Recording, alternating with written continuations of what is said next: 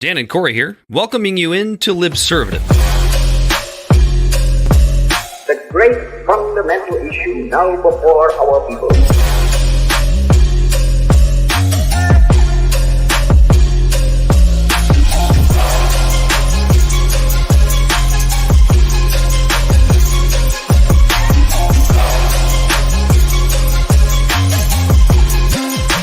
We, the people, cannot turn back.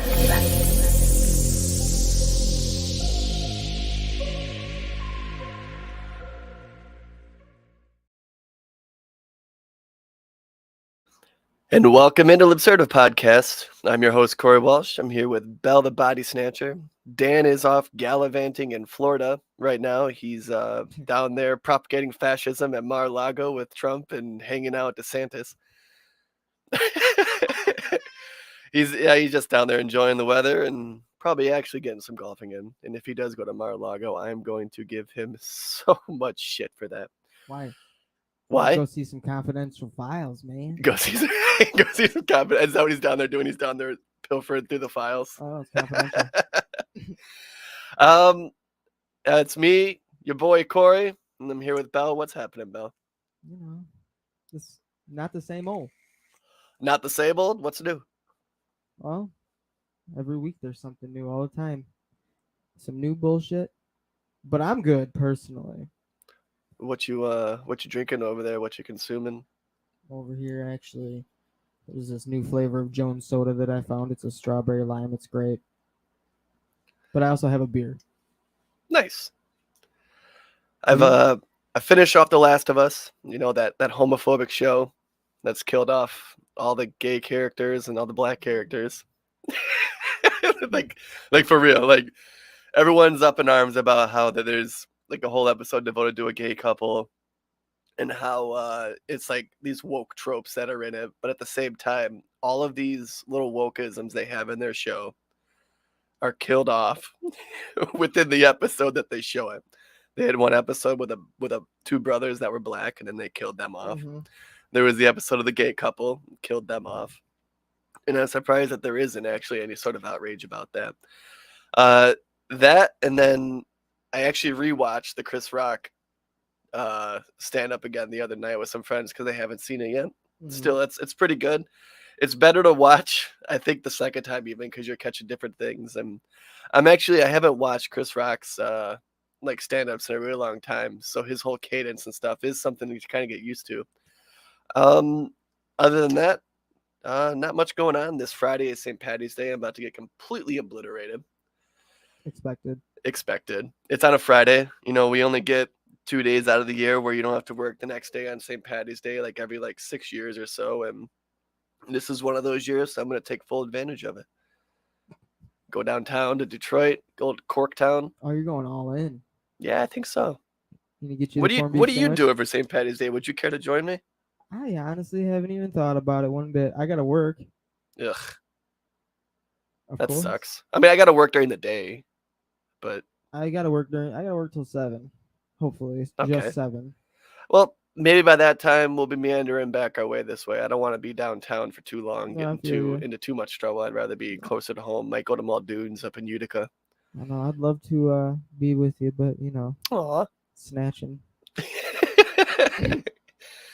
So this week we're just doing a little short abbreviated show. We just want to make it really quick. And I'm going to start off by reading a little tagline. Libservative Podcast is found on all social media and podcast platforms. Our website is libservativeshow.com. We can be found at Libservative on Facebook, YouTube, and Twitch. Instagram and Twitter at LibservativePod. Our TikTok videos can be found at Libservative Podcast. And you can reach out directly at libservativepod@gmail.com. Subscribe today. The first thing I really want to get into is what everyone is talking about is some financial flails and fails. And so for anyone who's been paying attention to the news, the second largest bank failure has happened in America, in American history. And I have a little video here that kind of articulates it a little bit better because I am not a financial advisor. I am not a banker. I am not a market wizard. I'm not the one guy. What's the one guy's name that's always on there? And he's always like, buy this stock. This is the one you need to buy. Oh, Kramer? Yeah, Kramer. Yeah, no, here's a financial tip. Do exactly the opposite of what that man says, and you will probably make money. I think that's what Wall Street Bet says too. I'm not even kidding. He's terrible. So I'm gonna share this video. That kind of gets an explanation of what's going on, and then we'll just digest it a little bit and give our thoughts on it. 4 decades after its creation, Silicon Valley Bank was the 16th largest bank in the U.S. It took just a day and a half for it to fall apart. This is the second biggest bank failure that's ever happened in the United States. Once seen as a major tech banking player, SVB's stunning collapse spurred other bank closures, rattled global markets, and threatened the livelihoods of startups across the country. So, what went wrong? Silicon Valley Bank opened in 1983 to serve fledgling tech companies. Eventually, nearly half of the country's venture capital-backed technology and life sciences companies would rely on SVB. Roku, Roblox, and many others put millions into the bank, helping SVB become one of the nation's largest. Some of these clients would definitely be considered risky. These are companies that move quickly and their money moves quickly. When things sort of went off the rails, they were quick to move their money out of the bank. After the banking crisis that triggered the Great Recession, President Barack Obama signed the Dodd-Frank Act, making banks like SVB face stricter regulation. It is designed to make sure that everybody follows the same set of rules. But 8 years later, during the Trump administration, some of those regulations on smaller banks were rolled back. By liberating small banks from excessive bureaucracy, and that's what it was, bureaucracy, we are unleashing the economic potential of our people. Some of the rules were rolled back for these banks that had less than $250 billion in assets. So you have the biggest banks like Bank of America and Chase. Those have very strict rules, but the ones that are a step below have looser rules. 2 years later, SVB was flooded with cash as businesses deposited more during the pandemic. Deposits tripled in 2 years to $189 billion, making 2021 SVB's most profitable year ever. Our core business continues to fire on all cylinders. So SVB Financial took that cash and bought tens of billions of dollars of longer-term U.S. Treasuries and government-backed mortgage securities, products usually considered safe. People and companies just put money in their bank accounts, and banks said, we have to do something with this. We have to earn some income on it. So they bought bonds with it. SVB's securities portfolio rose about $100 billion in under a year. After SVB had stockpiled that $100 billion plus in bonds, all of a sudden interest rates rose. Committee anticipates that ongoing increases in the target range for the federal funds rate will be appropriate. What happens when interest rates rise is bond prices fall. Banks, including SVB, that were holding on to a lot of bonds were sitting on a bunch of losses. Soon, SVB's investments were worth $17 billion less than their fair value. And so all of a sudden, the gap between what SVB had paid for those bonds and what they were worth on paper had jumped to more than $17 billion. And that was the key risk that would eventually lead to SVB's undoing. Making matters worse, as interest rates rose, new deposits shrank, falling nearly $30 billion from March to December. Talking about the end of 2022, CEO Greg Becker told CNBC, "We kind of felt that bottoming out. We've kind of felt that we were kind of at that lower point." The vast majority of the bank's deposits were held in just 37,000 accounts that held more than $250,000, the amount insured by the FDIC. Then, in a regulatory filing on March 8th, SVB announced it sold a large chunk of securities at a loss of about $1.8 billion to help it cover that decline in deposits. The regulatory filing that Wednesday sparked a lot of fear. The stock fell a tremendous amount, which is never a good sign. And investors were already on edge. Crypto-focused bank Silvergate had just announced it would wind down and return all deposits. So the bottom was about to fall out. Startup CEOs began receiving urgent calls from panicked venture capital investors. He was out of breath, like he had just run a marathon, and he said, "Take your money out of SVB, go into your account, take your money out as soon as possible."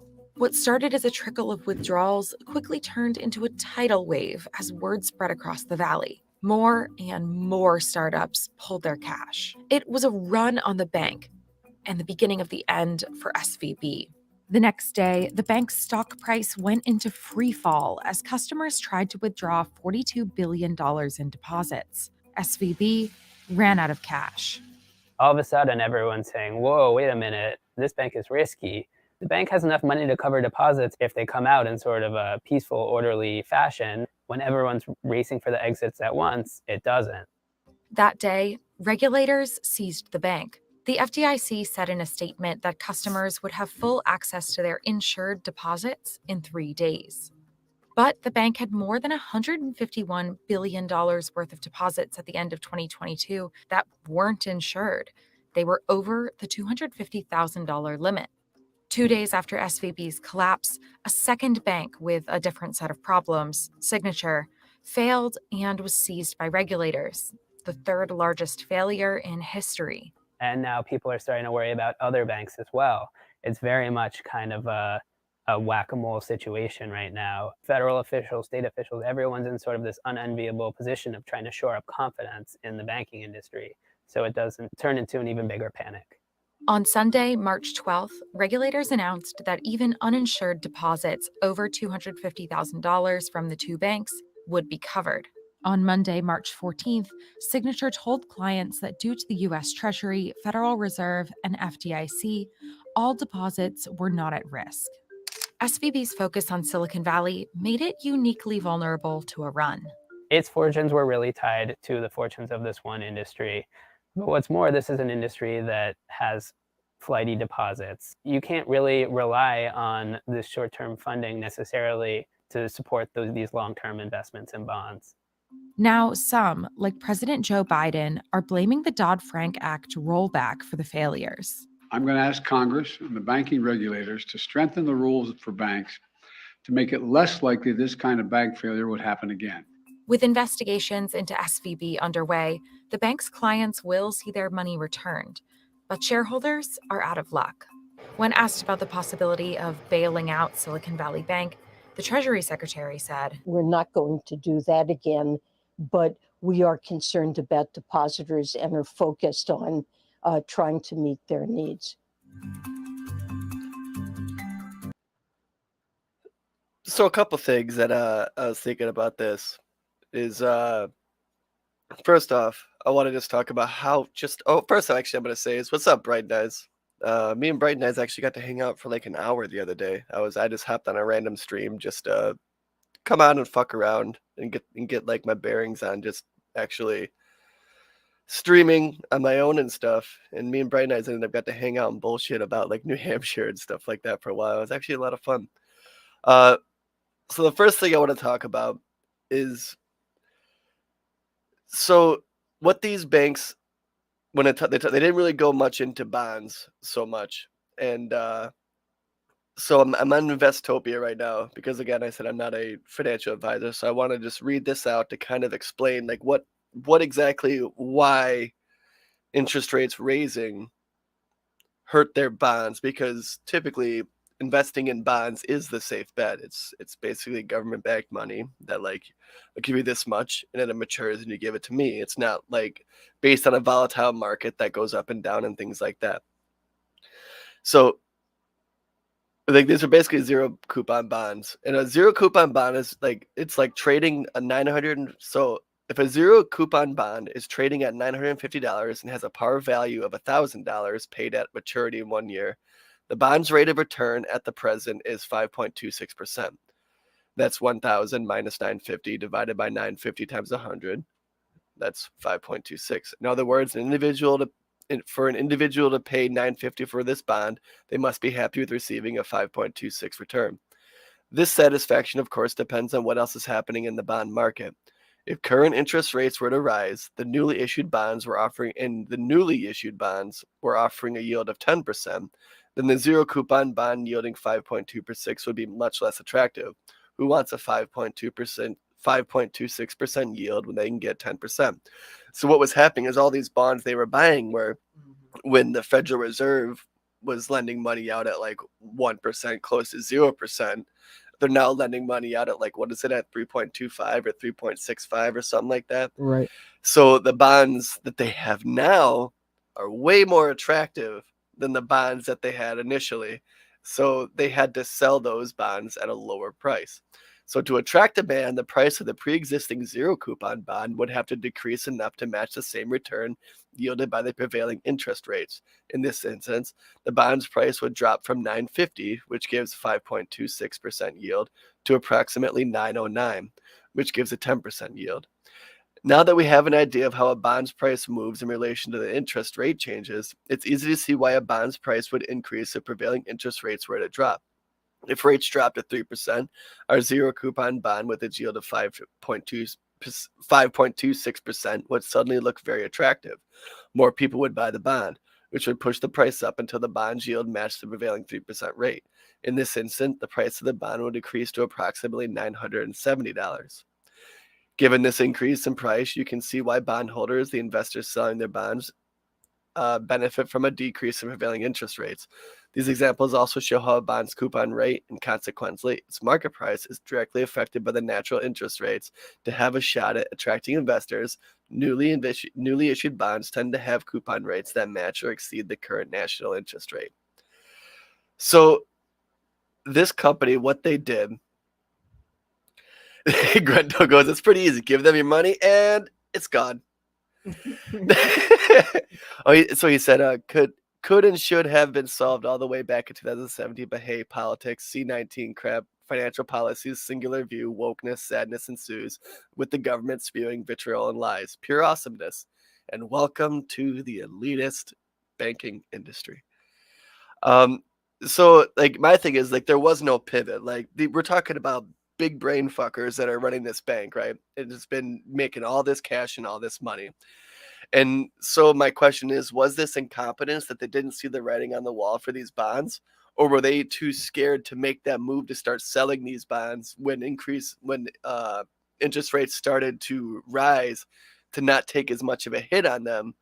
But were they afraid to hurt their shareholders? Because in a lot of these big banks, a lot of their income, like in the CEOs and the people in the top brass, their bonuses and stuff are heavily influenced by how happy the shareholders are and how high the stock prices are. And if they would have started selling any bonds, even if in incremental amounts, it would have affected their stock prices, which would have hurt these CEOs' pocketbooks. So was this because they didn't want to hurt the shareholders, or was it incompetence? Either way, we clearly see the outcome as bad, but I think it might be, I don't know, maybe a little bit of a mixture of both. It's definitely both. And then I was thinking also, I mentioned this to Bell in the pre-show, that the fact that like if things like this happened, let's say 20 or 30 years ago, even 20 years ago, this may not have happened the way it did now, because back in the day, you had to physically go to your bank to retrieve your money and things like that, which would have caused a line out the door. Banks could have just closed their doors, closed up shop, and kind of mitigated the response of them losing their money. But instead, because everybody has mobile apps, you saw in that video, $42 billion was pulled out of their bank in a day.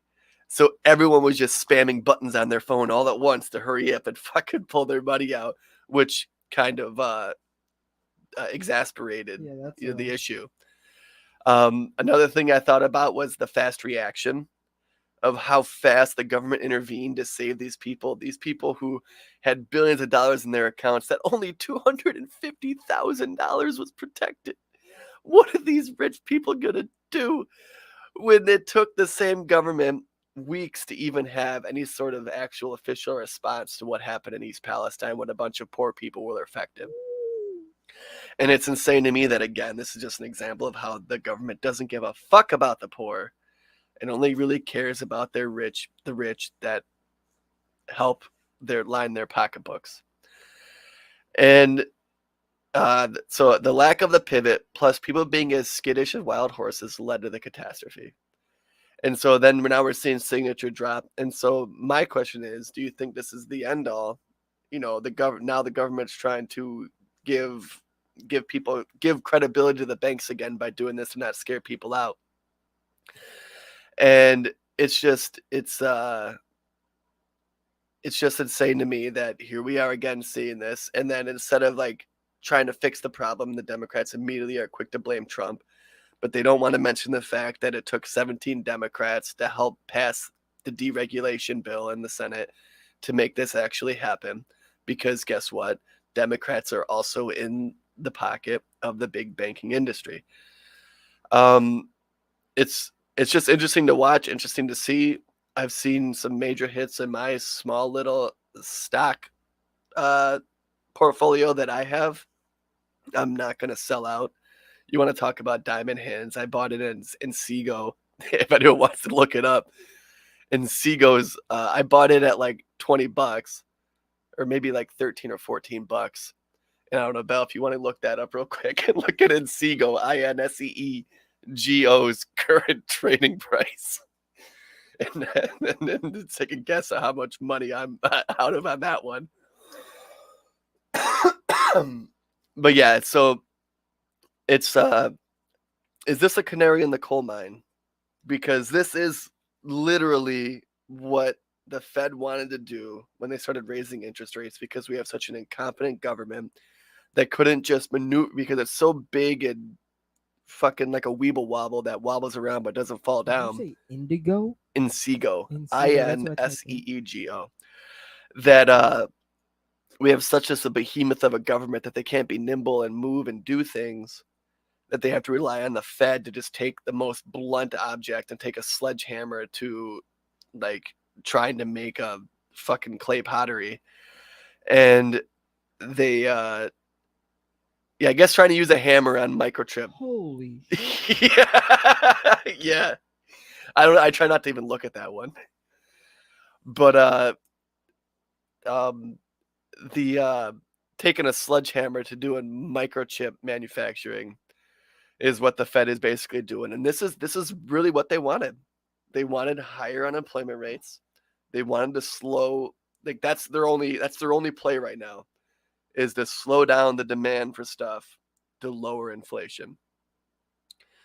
Yes, so didn't this happen in one form or another in 2008? So yeah, it did. And so that's what we were talking about a little bit. So the Dodd-Frank Act came in after that, to what banks had to do, that every dollar, when you were a certain size of a bank, I think it was like $50 billion in assets, or it might even have been up to 250 billion. It was some number like that, if you had so much money on paper of like how much money you're in charge of, you had to have that much money to protect all that money, because banks, they need to make money. So they take your money. It doesn't just sit in a vault. They take your money and use it to buy bonds and investments and things like that to make money on the money that you're giving them. And the Dodd-Frank made it to where they had to have regulations where they had to have money back in the money that they were using to invest and make more money. Under Trump, they tried to make it to where smaller banks, which is a fucking joke, because SVB fell into the category of smaller bank, even though they had what was it, like 200 billion or something like that in money, with only 37,000 clients. And they made it to where these smaller banks, again, I put that in quotations because I don't know, you look at my pocketbook at $250 billion, even $50 billion isn't no chump change. They made it to where those banks didn't have to have those monies protected in assets. And so what SVB was doing, though, is they were trying to be safe. They were investing in bonds because it is a safer route. It's one of the most stable routes. But like I said, they didn't pivot when the interest rates were going up. And so under Trump, and then with 17 Democrats and 50 Republicans, made it to where that threshold was higher, to where banks like SVB could be a little bit more free with their money. And now we're kind of starting to see some of the fallout from that. And it sucks. And it sucks because what this is ultimately doing is it's making all these people leave these small, well, again, in quotations, smaller community banks to throw all their money back into the big banks like Chase, Bank of America, because they're more stable, because they're more stringent, because they still are under the regulations of Dodd-Frank. I don't know if that's a good thing. We're still centralizing all of our money into a couple banks, where I think that there should just be every bank, no matter, like, my personal opinion would be that there needs to just be like 1,000 banks, not just like 6, to where if 1 or 2 fell, it would be able to be absorbed into the market by other banks and not be as much of an issue as this. This could be the stopgate. This could be the end all be all of this, or this is a canary in the coal mine for what the Federal Reserve is trying to push anyways. Mm-hmm. And it's I guess hold on to those coin purses, everyone, because this potentially could be the beginning of another fallout, which kind of hoping it affects the housing market, because I am in the market, been in the market since pre-COVID to buy a house, and I kind of put that on pause because COVID made the housing market not necessarily unattainable, but I'm not going to buy a house just to be underwater in 4 years when shit like this happens. When the same houses I was looking at pre-COVID were like 130, 140, and now they're 240. See, Grendel Skull says, didn't this happen in one form or another back in 2008? That's when banks were just handing out loans for people to buy houses. Yeah, so that there was a lot of it. different stuff. So this is different than that. This It's a was little different. like the people, like, because so it was twofold, because the interest rates were going up. Mhm. People didn't have as much just liquidity and cash to be able to get their hands on, so they weren't depositing money into SVB. So SVB wasn't hitting their marks because they were spending the money, so they didn't have the money to show it in their asset on And paper. they put all their eggs in one basket. A lot of it, yeah. Enough of it to where it freaked everyone out, and now they're insolvent. Signature was the second one to follow. There was a crypto bank that's voluntarily just liquidating their assets, and so that's two decently sized banks and a crypto bank that have all folded.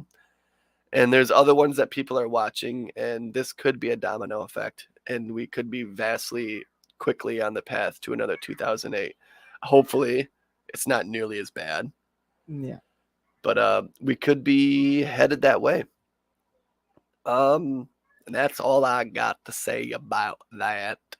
That's all there is to say about that, really. Yeah, it's fucked. It's really fucked. And here is the government again bailing it out now. So now money that just vanished is now being printed by the government. So my other question is, do you think that now that the government is going to just pump out more billions of dollars into people's hands that was technically vanished, is the work of the inflation going to be undone because of this? Because inflation has started to stem a little bit. You know, we've stemmed the tide a little tiny bit, but then, like, is this going to undo it? Because now the government's coming in to bail out again. I don't know. That's insane. You gotta laugh at it sometimes. I laugh to keep myself from crying, Bill. Yeah, that's exactly it. I want to get on to a tale of two states of labor. So we have two different states right now who are going on two different trajectories when it comes to labor laws.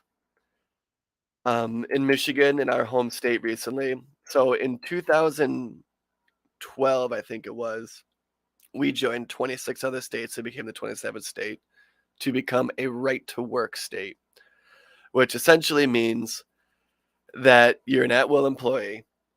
And on top of that, but that's not as much as what we're going to focus on tonight, is the part of the fact that you could get a job at a company who has a labor union, but you don't have to, but like according to this law, you could be a part of the union, but you don't have to pay the union dues, which ultimately is under the guise of them saying, well, workers shouldn't have to pay for something that they don't agree with, which sounds great and all, but ultimately what it is it's a direct attack on the unions to stifle their money that they use to help protect their workers and things like that. Well, recently we just had that overturned.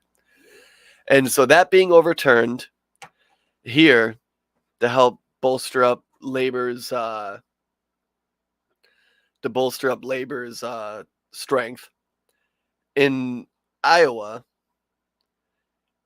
they are now trying to rescind a lot of the regulations they have when it comes to child labor laws. And now this is doing so the bill also maintains a list of jobs kids under 18 can hold, such as working in slaughterhouses, meatpacking or rendering plants, mining, operating power-driven metal forming, punching or shearing. Oh, these fucking ads just keep popping up.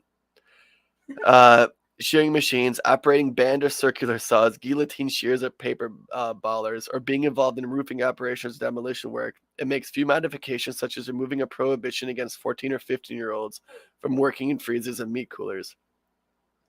So basically, their workforce there is low because they're on the opposite end of the spectrum, to where they're allowing companies to not like just offer jobs at decent wages that people are going to take them, because a shitty job, like when it comes to like things like aforementioned, like meat packing or fucking mining, those are really shitty jobs that people don't want to do. So to supplement people not wanting to do those jobs is you have to offer people more money. Well, these big corporations don't necessarily want to pay people more money. So what they're doing instead is trying to make it to where they could just bring in the children, make it a whole family affair, bring your kid down in the mine with you, make every day a bring your child to work day. And they want to make it to where like they're trying to paint it to where it's like, well, it's through the school and this and that and like vocational and shit like that. But what this is going to do in that state is you're supplementing the labor force with a bunch of people that they don't have to pay the same type of wages that they pay other people. So what it's ultimately going to do, and on top of that, you're taking kids away from learning to throw them into mines and to throw them into these jobs that right now they're protected against with the Child Labor Act from fucking 1938. And you're going to make it to where they can't study as much, to where they're not going to have as good of an education, to where they can get a better high paying job where they don't have to face all of these type of different type of dangers in the workplace, and have them do this. And then this is going to artificially lower wages because you're adding more people to the workforce, to where if someone wants like a decent wage doing this to afford a family, they can go, well, yeah, we could pay you that decent wage, or we could pay 2 miners half of that, like collectively, to come in and work, and that we don't have to pay them insurance and all these different things. And then on top of this, here's the kicker. In this bill, they want to make it to where the companies aren't held civilly liable if these children get hurt on the job. So here in Michigan, and I want to focus more on the Michigan thing. I just thought that this was interesting, that when our state's going in this direction of like more like labor intensive, like blue collar focus, trying to prop up like the worker, in Iowa, they're trying to get the children back in the mines. So I know that like when it comes to like a libertarian standpoint, forcing someone to be in a union in a job is something that a lot of people kind of recoil at, and they're like, I don't know if that's great. You're supposed to be able to contractually negotiate as an individual with the company. The thing is, though, when it comes to an actual union, these workplaces that have unions, the workers themselves did vote on it to bring the union in the first place. And so what you're doing is, when you have all these workers who voted to pay union wages and work in a workplace, to have a representative for them to help them be able to negotiate wages and things like that, you're diluting that by having them also cover people who aren't paying their share into that pot that help represent them. And so now I understand the idea where Republicans come from. Like it sounds like a scare tactic, but there's credence to it, right? When they say that, well, all we're doing is we're making workers pay wages to unions that are just funding Democrat parties. And that's a fair argument, I think, because that's one of my biggest qualms with unions, is a lot of times they take all this money from their members, and instead of using that money to bolster up their workers and negotiate better wages, better pay, they take that money and then they stuff it in the pockets of Democrats to get them elected and stuff like that. And I think that's a fair argument. And I want to say that what union members need to do is talk to their reps and put their feet on the fire that they need to actually represent them and help them keep their jobs instead of helping them get people that they want elected into power. You got anything to say about that, Bill? You know, I kind of have mixed feelings about it. I'm kind of in the same boat as you. It's like, you know, you should be able to individually go to your employer and be like, this is what we're going to work out. But I mean, at the same time, if the union is working like it's supposed to be, then it'd be good. But it doesn't right now. Like you said, they just donate all the money to Democrats, like and teachers unions, UAW. They're shit unions. What have they done for their workers? they're Lower still buying wages, their own shit, layoffs. Yeah, corrupt as it's shit. bad. And so like that's my biggest qualm. That's why I'm polling for like when you see like localized unions like Christian Small starting the Amazon Workers Union, to where he doesn't have any favors to pay to Democrats and stuff like that, because the Democrats actually snuffed them. AOC, this and Bernie, both of them kind of snuffed them and didn't show up to their rallies and stuff like that. And you know what? It was probably for the best, because then them two didn't drag the union down with their bullshit woke identity politics. And now they're free and clear to negotiate for themselves. And what was I going to say? I get the idea of wanting to negotiate also like individually and then stuff like that. But then like it's the same argument that Republicans like to use of, well, just pull yourself up by your bootstraps. You know, you're free to work places and stuff like that. You're free to not get a job in a union factory. If you don't want to work for a union, don't get a job in that factory. That's fine. There's plenty of other people lined up to get that union job. Unions, on average, pay more. The workers are happier. There's less turnover rate. This is things that people like for the benefits of unions when the unions work for them. There's a lot of issues with the unions when they get too big as well, just like government. But yeah, it's just insane how you're seeing these two states go in completely opposite directions. Yeah. Isn't it? Kids working in mines. Yeah, versus prevailing wages. I couldn't imagine waking up in the morning. Boy, I can't wait to get back down there with Dad. Like, all right, son, I'll see you at 2:00. As soon as you get out of school. And him and his teacher come strolling down 1.5 miles in this hole in the ground that we dug. He's like, "Hey, Dad." 2 years later, he's gonna hit you with the Zoolander. Got the black lung. Yeah, you've been down here for 3 hours. I've been down here for 30 goddamn years. But for real, I mean, I'm sounding like I got the black lung. Take my kid out, go fight some forest fires.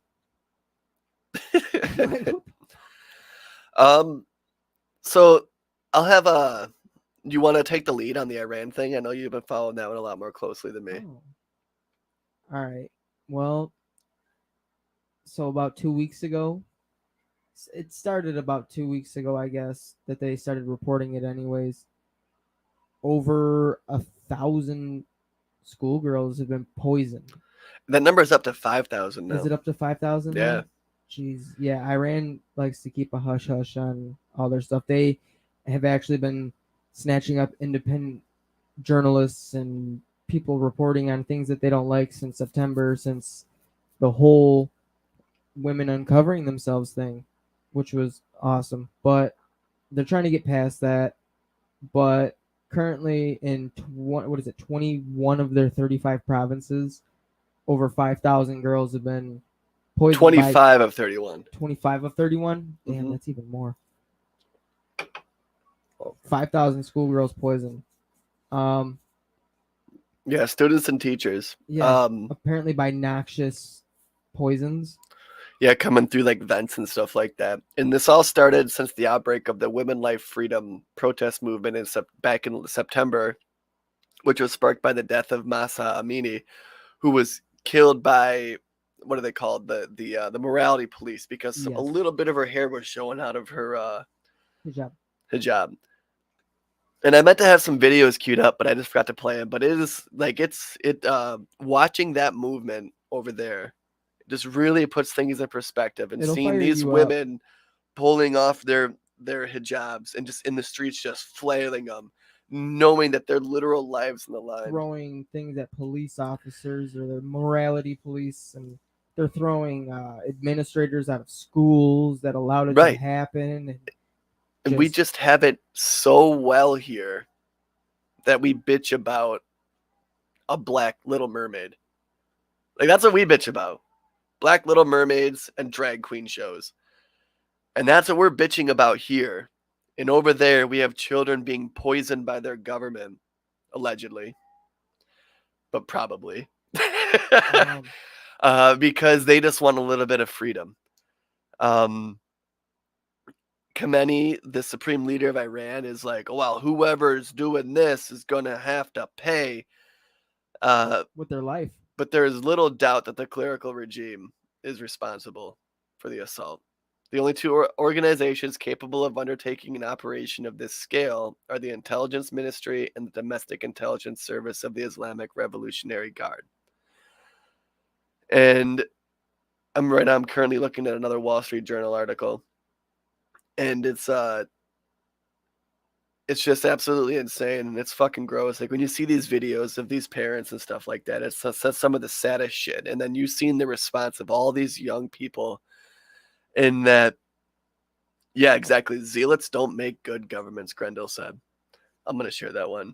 Theocracy, and this is why our founding fathers, with their infinite wisdom, made it so important to separate church and state, because this is what it ultimately leads to. It's fucking gross. It's disgusting. And it's just fucking sad to see. And like I said, what it really does is, and I want everyone who's listening to really understand the perspective on this, that we need to just take a breath and really think about the fact that we're literally over here bitching about guys dressing up in dresses who have been doing that since the goddamn fucking 50s. Look at fucking Abbott Costello. Yeah, fucking William Shakespeare. And it's just like, oh my God. Like, this is how well off we have it, that we get to bitch about this stuff when children are being poisoned for wanting to go to school by the government. And Allegedly. it's just, we got to say, I have to jump in and say allegedly, but I believe the same thing. I also believe that that's happening. right. It's it's like when we also talk about the Nord Stream pipeline and who bombed it. America, allegedly. Yeah. So Cy Hirsch's article came out, and it's picked up enough steam that the government had to come out and make a statement that the intelligence agency goes, well, we have absolutely zero evidence, but we think it was a pro-Ukrainian group. Well, guess who's a really big pro-Ukrainian group that has the ability to do that? America. Hey, but you also know what? I believe in the Black Sea, there's been a ban on naval vessels sent by Turkey Since the ecological disaster caused during the Nord Stream pipeline explosion that Biden said was going to come to an end for sure. I think it was before that. I'm using my kid's computer, and he uses Yahoo like a Yahoo. He uses Yahoo like a Yahoo. He doesn't want to be tracked by Google, man. All right, maybe he's not the. Maybe I'm the Yahoo then. I don't know. Yeah. But yeah, it's just, have some fucking perspective, boys and girls, men and ladies and gentlemen, he, hers, she, hers. I mean, he, hims, they, thems, whatever. Our country, as fucked up as it is, we still have it off so much better than people in other countries. And I think we need to sometimes take solace in that fact, that we have the opportunity to fight and make things for the better. That's one of the premises of this show, because we would be murdered in Iran in a day.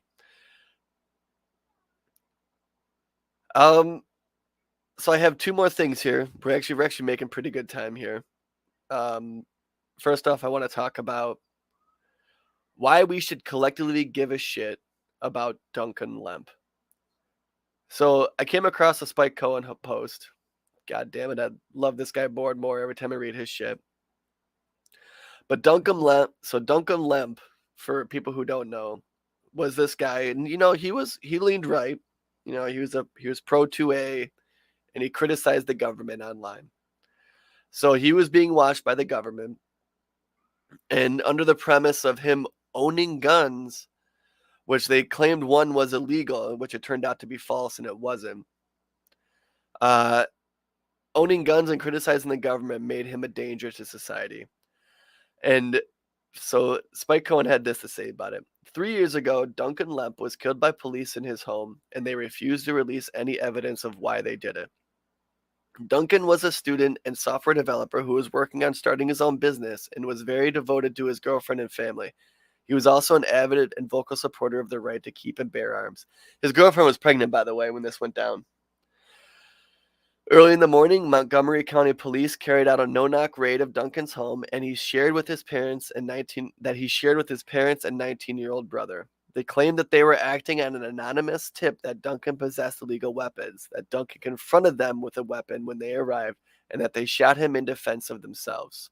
Here's where the story falls apart.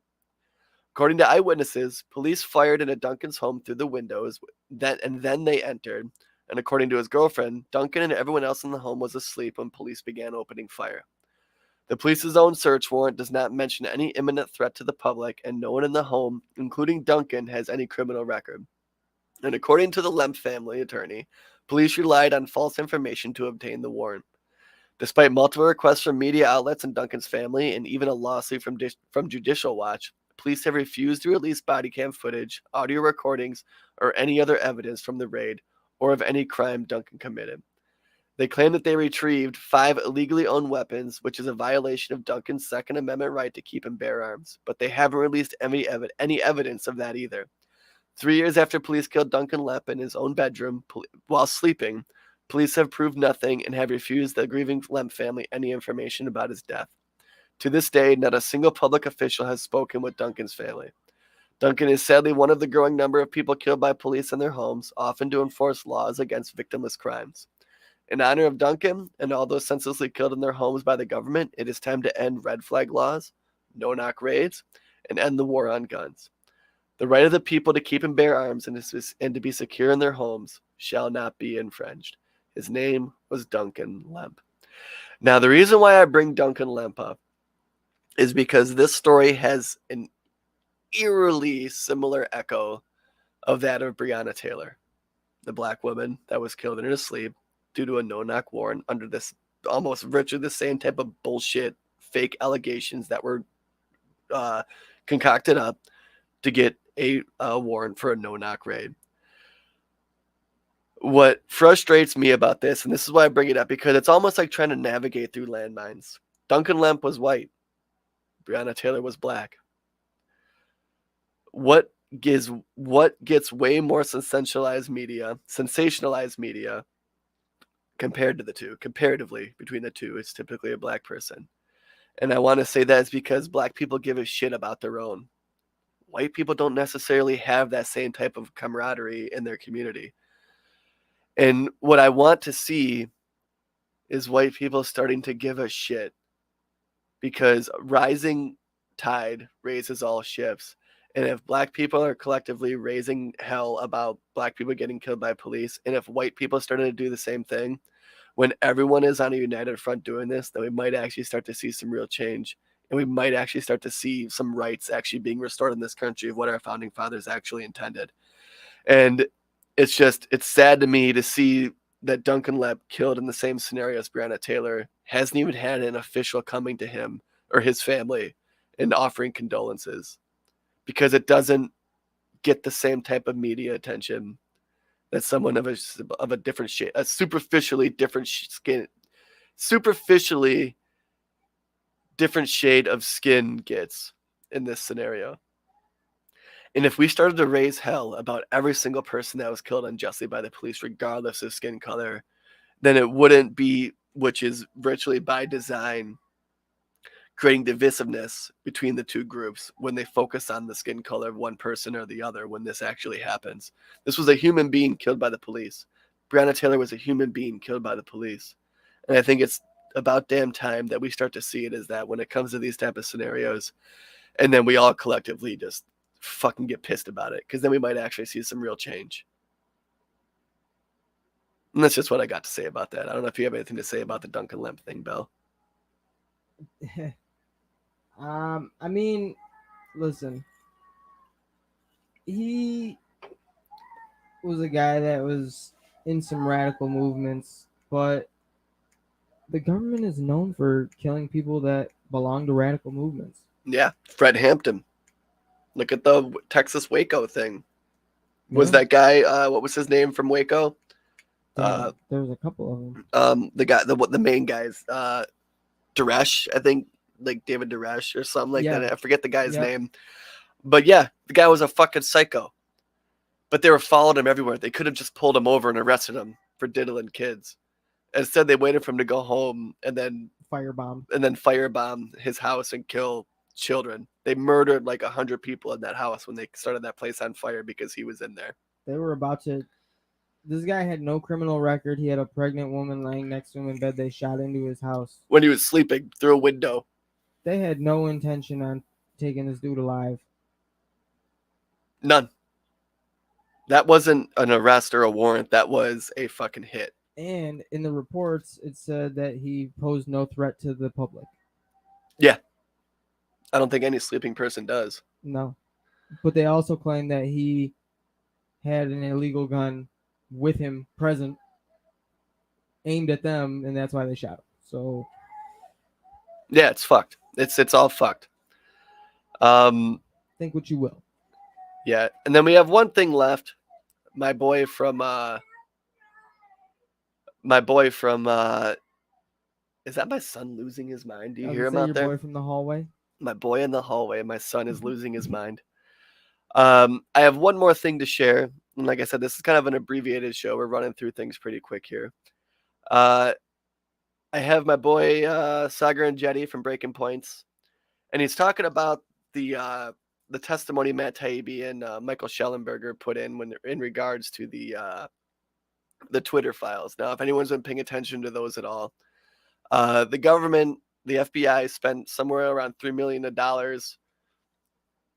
to Twitter to help them fuck around and censor people based on things they didn't like and say. There was shadow bans going on when Twitter was saying that they don't shadow ban people. They had their Baker, I forget the first guy's name, and it might have been Fred Baker, who was a former FBI guy who is now Twitter's lawyer, who's basically telling them, well, you got to listen because it's the FBI and all this type of wild shit. So they had two guys who authored these Twitter leaks come in to testify again with the one of the committees that are looking into this in the Twitter files hearing. And the ad hominem attacks that the Democrats gave. First, I'm going to set up this premise. So the last two like real hearings that I've actually like cognitively watched, like giving it like my full attention, was this Twitter file and the first impeachment hearings of Donald J. Trump. And when I watched the ones of the Donald J. Trump, I remember just being so infuriated because what the Republicans were doing was nothing but ad hominem attacks against the people that they were interviewing and the people that they were talking to when it came to who their source was and who was the whistleblower and things like that. And it was just like, just talk about the actual issue instead of just trying to discredit the other people because you got nothing. You ain't got shit when all you're doing is attacking the other side and their credibility. And now fast forward, 3-4 years later, and it's the same fucking thing from the Democrats. And so here's some Sagar and Jetty talking about disgusting attacks by senior government officials against independent media I have ever seen just occurred today on Capitol Hill. Matt Taibbi and Michael Schellenberger appeared before Congress to talk about the Twitter files. This could have been a substantive discussion if they had wanted it to be. Instead, it was character assassination and it was attack on independent media itself. So let's start. Stacey Plaskett, who is the delegate to Congress from the U.S. Virgin Islands, the ranking member on the committee, starts off the hearing by attacking the credentials of Matt Taibbi, of Michael Schellenberger, calling them, quote, so-called journalists. Let's take a listen. This isn't just a matter of what data was given to these so-called journalists before us now. There are many legitimate questions about where Musk got the financing to buy Twitter. Fuck? First of all, let me just say this. Stacey Plaskett is not even a real member of Congress. So who is a lady who literally can't even vote in the chamber to call anybody a so-called member? See, we can all do this if we want to, or we could focus on the substance. That's the problem. They would rather go after Taibbi and Schellenberger's credentials than talk about the actual censorious content of the Twitter files. Matt, to his credit, he handled it with total grace and he laid out his credentials. Take a listen to his response. Ranking Member Plaskett, I'm not a so-called journalist. I've won the National Magazine Award, the I.F. Stone Award for Independent Journalism, and I've written 10 books, I love this guy, including though. 4 New York Times bestsellers. You know, here's the thing, though. And look, I'm glad he obviously is an accomplished person, but credentials don't matter. Anybody who exposes information not previously known, that person has committed an act of journalism. That person is protected by the First Amendment. Who the fuck are these members of Congress to think that they can decide who a journalist is and who a journalist is not? Now, it's not just Stacey Plaskett. Many other Democrats on the committee humiliated themselves today. One of them is Debbie Wasserman Schultz. Let's talk about Debbie Wasserman Schultz. I think we all remember her from the DNC days. Here she is attacking Matt Taibbi for the idea that he might have made money by doing his job. Take a listen. I imagine your Substack readership, which is a subscription, increased significantly because of the work that you did for Elon Musk. Now, I'm not asking you to put $1. I'm going to pause this really quick because does anyone remember who Debbie Wasserman Schultz is? Yes, I do. She was the head of the DNC when she was one of the main ringleaders in colluding against Bernie to make sure that Hillary Clinton became the nominee. And there was leaked emails that said that he needs to get in line. It's Hillary's turn and stuff like that. So fuck this bitch when she talks about anything to do with ethics or anything. I don't understand how these people continually get elected. And I also want to say is like, look how they got the shittiest photo possible of Joe Rogan in the background. And I just think that's really funny. Like, look at him. He looks like shit. Does I look like him? Yeah. Oh, you're right now.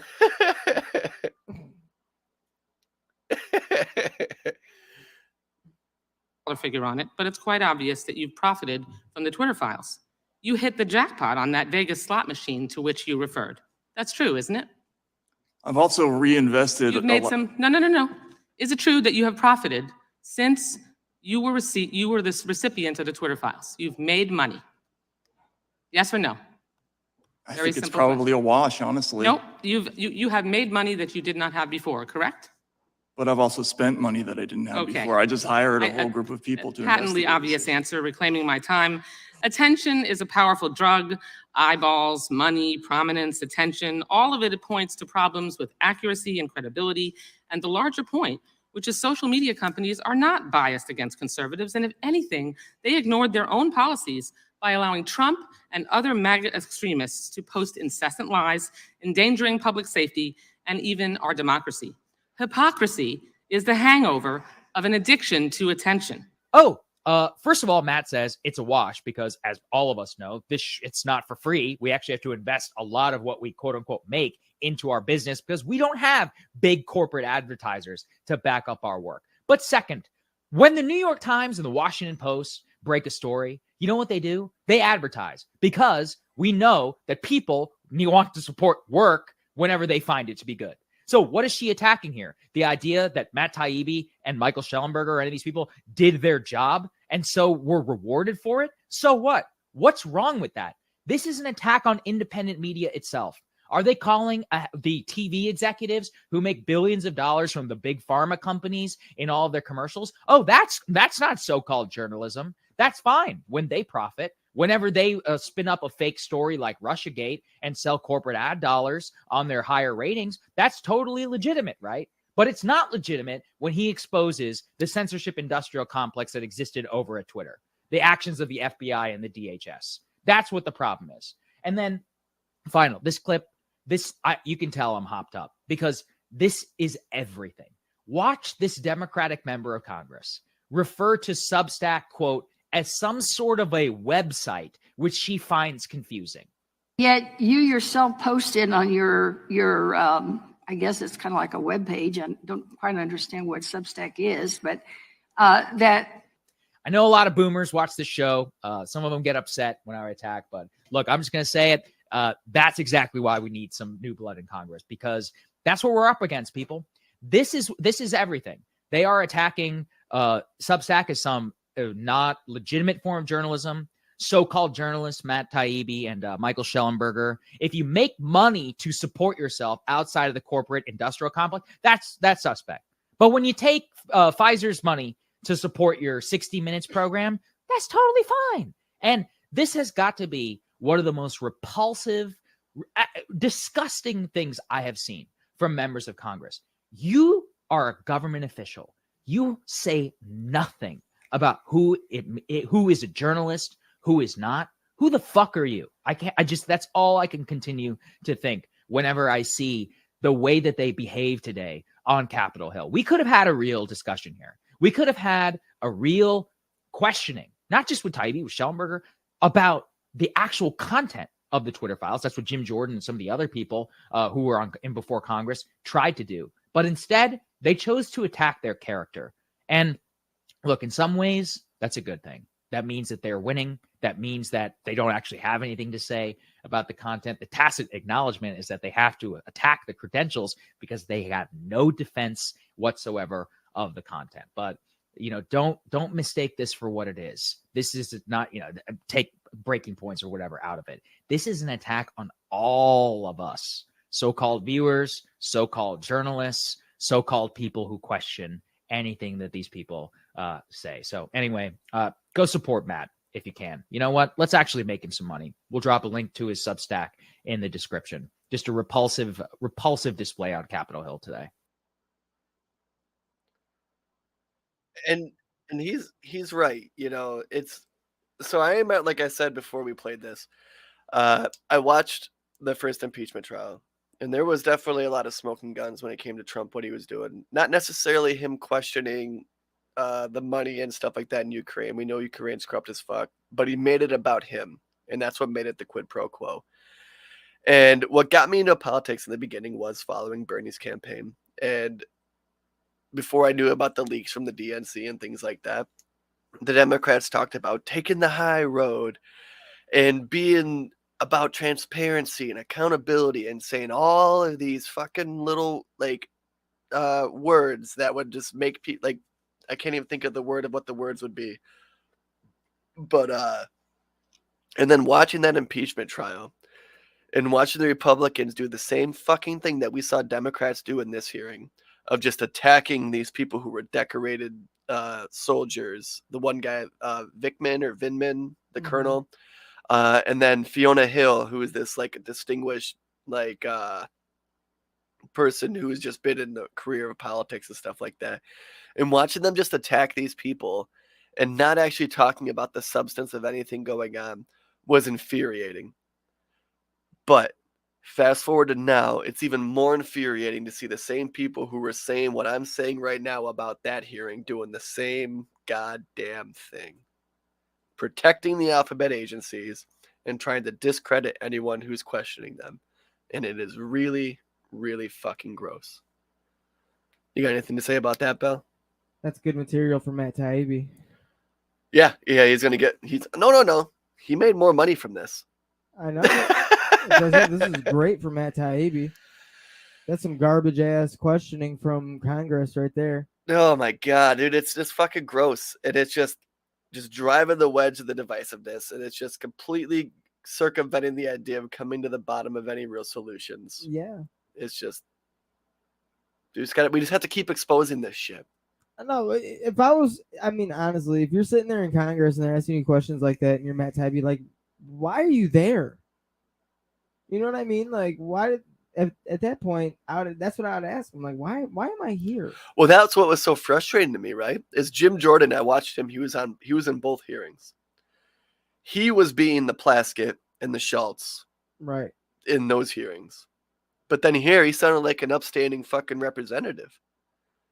Well, and then he flipped liked it. Huh? He liked it. Because it fits his party, Yeah. you know, and that's not me excusing what he did. I still don't like Jim Jordan, but it's just the two-party brain rot that we see in this country is just fucking gross. And it's just disgusting. And I'm going to end it at that we need to just we need to figure out a way, like we have an interview coming out, me and Dan do probably later this week, and we talk to some of the people from the Forward Party, because that is a party that is trying to institute things like ranked choice voting and opening ballots to more parties and things like that, because they want their main focus is to just get rid of this monotony of this two-party bullshit. What's good for thee is not good for, or what's good for me is not good for thee. Bullshit that we see go back and forth as we go into a spiral, as we're heading into what is potentially another big recession if SVP is the canary in the coal mine, that we're worried about just bullshit two-party politics where people are rooting for red team good, blue team bad, or blue team good, red team bad. And it's just when the fuck is this shit gonna end?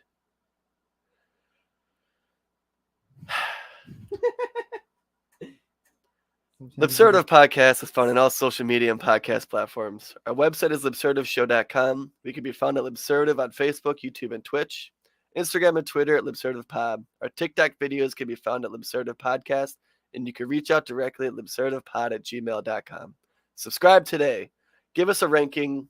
Give us a follow. If you're watching on Twitch, on YouTube, on Facebook or Twitter, make sure to give us a follow.